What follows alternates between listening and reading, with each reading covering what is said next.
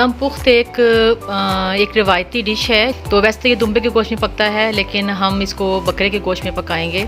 तो इसके लिए जो चीज़ें हमें चाहिए होंगी वो तकरीबन 6 से 7 अदद जो आलू दरमियाने साइज़ के हों, छिलके समेत, प्याज हो, लहसुन हो, 8 से 10 सब्ज़ मिर्चें हों, और कुछ बकरे की हमारे पास चर्बी भी मौजूद हो ताकि हम नीचे लगा सकें, और इसको ढक्कन को सील करने के लिए आटा गूंदा हुआ हो।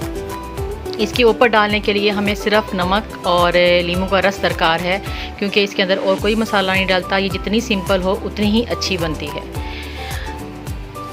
सबसे पहले हम इसके गोश्त में सारे को अच्छे तरीके से नमक लगा लेंगे। तकरीबन 2 चम्मच इसमें नमक जाएंगे। आहिस्ता आहिस्ता हल्का हल्का सारा इसको अच्छे तरीके से हम मसल लेंगे। इसमें अक्सर लोग डिफरेंट सब्जियां डाल के भी बनाते हैं, टमाटर डाल के भी बनाते हैं, लेकिन ये असल जो डिश है वो दम पुख्त की वो बिल्कुल सादी होती है, उसमें और कुछ नहीं डाला जाता।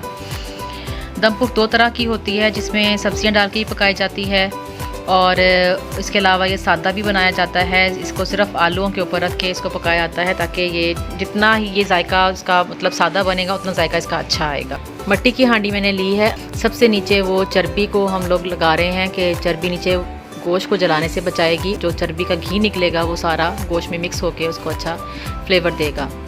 तो चर्बी वैसे भी अगर हल्की आंच पे पकानी है तो तकरीबन 2-2.5 घंटे गोश्त पकना है, तो इसीलिए इसकी वजह से ये जलने से बचाएगी।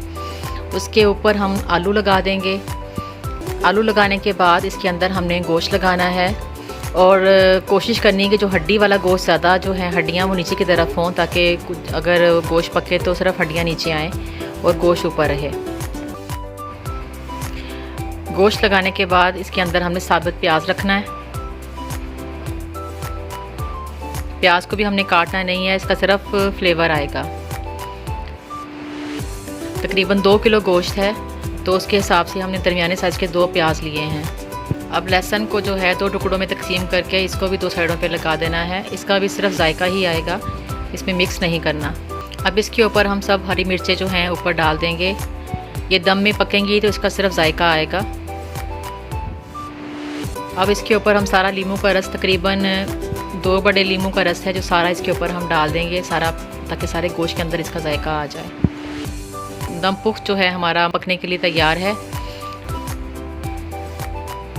इसको ढक्कन को सारा सील कर दूंगी।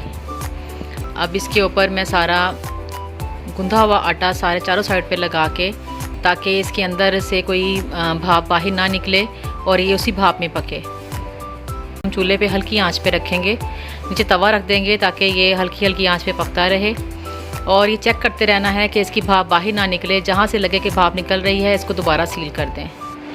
अब तकरीबन 2.5 घंटे ये पका है गोश्त हल्की हल्की आंच पे, तो अब इसको उतार के हम चेक करने लगे हैं कि ये तैयार है।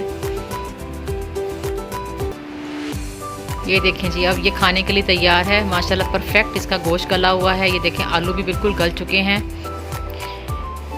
मेरी वीडियो पसंद आए तो इसको लाइक और शेयर कीजिएगा, और मेरे चैनल को सब्सक्राइब भी ज़रूर कीजिएगा।